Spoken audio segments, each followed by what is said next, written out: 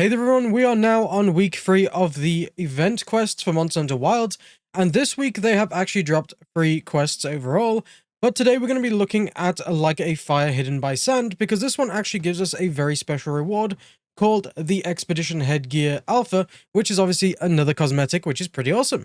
So to actually unlock the quest like a fire by sand, you will need to be at a hunter rank at 9 or higher, so you actually have to have finished the campaign, which is what people call low rank. You'll then speak to Alma, and once you get through, you'll join to the post/join quest section.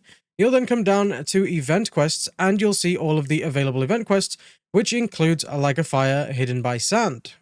Now, I do want to mention that this event has started on the 18th of March, and will end on the 1st of April, so you do have 2 weeks to actually finish this and get the very cool Expedition Headgear piece. Now, you will obviously be fighting a Raffian for this, and you'll obviously get the reward.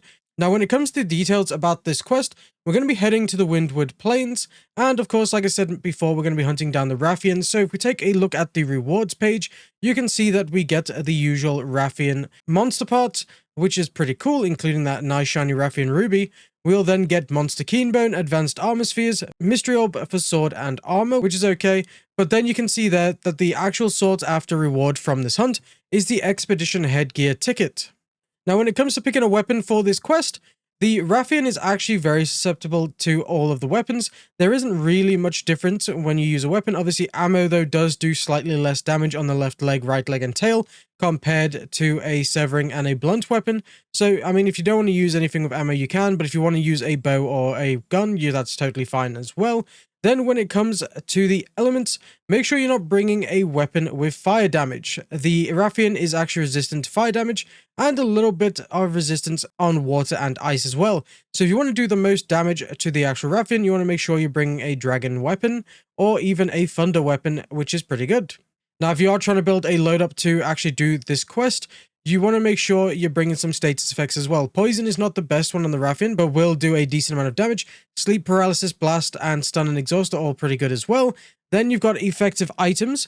So what you'll find is that the Raffian tends to fly up high in the air. You can then use a flash pod to bring it back down to the ground, especially if you're a melee user. You're going to want to do this quite a lot. So if you're playing in multiplayer, that is up to like 12 flash pods that you have in total, which is going to be very helpful for bringing the Raffian down in the entire fight. Sonic bombs are not effective. Obviously, if you're farming the Raffian for parts as well, you can then place a shock trap and tranquilize it, and even a pitfall trap will work just as well. Now, I do want to mention at the same time that you want to make sure you're bringing an antidote with you to this fight. The Raffian will actually poison you with its tail, and you don't want to be caught left poisoned, which is going to be a major problem if you don't have an antidote. So make sure you've stocked up on antidotes in your item pouch. Now, if you are playing in single player, you want to make sure that you're actually keeping your Palico upgraded as well, armor-wise, and also weapon-wise. As you know, the Raffian is weakest to dragon, so my Palico here is using a dragon weapon, which is very nice. But if you don't like using an elemental weapon on your Palico, taking a status effect weapon is also very good, because obviously you can then apply sleep, poison, paralysis, whatever the hell you like. It's totally up to you, but it's just another way of making sure that your Palico is being more helpful. And of course, if you're doing all the side quests in high rank as well, you will have some upgraded abilities on your Palico, which just make it very useful. For example, there's one ability that you can get by getting through high rank, and that will literally give you a free revive on the spot to bring your health back to half if you do cart, which just helps a lot of newer players. Though if you are struggling, you can always just pop an SOS flare, and you can then summon some allies to help you with the fight, or you can just join SOS flares from the get-go too to join someone else who's struggling with the actual hunt. Now, another important quick tip is to make sure you're actually eating a meal before you go into this. Obviously, having more health, stamina, and whatever other buffs you want from your meal is going to be another great way to actually get through this event very easily. So once you have enough Expedition Headgear pieces, you're actually going to need 3 of them in total. To craft the Expedition Headgear piece, you're going to want to come over to Gemma and then go to Forge Upgrade Armor and go all the way to the bottom of the high rank section where you'll find the Expedition Headgear.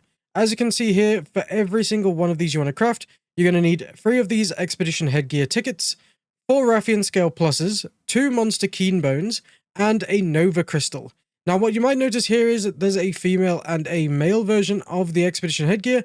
I actually can't tell the difference on my character because of the hair, so just be aware that there are a male and female version. Unlike the Mimi Fighter Alpha last time, there was only just the one, but this time there does seem to be a male and female version of the expedition headgear. So just be aware of that. You will need 6 expedition headgear tickets in total if you want to get both the male and female versions. But anyway, guys, that's all I have for you today. Thank you so much for watching this guide on the Hike of Fire Hidden by Sand event. Like I say, you can do this event till the 1st of April, so you do have 2 weeks to actually complete it and get the Expedition Headgear Alpha male and female parts, depending on which one you want, or if you want both. Completionists, I know you lot out there want both of them just to make sure you've got them ticked off. So whichever one, you've got 2 weeks. Thank you so much for watching this video. I appreciate you spending the time to watch it, and also leave a like if this video did help you, and I'll see you again in the next video.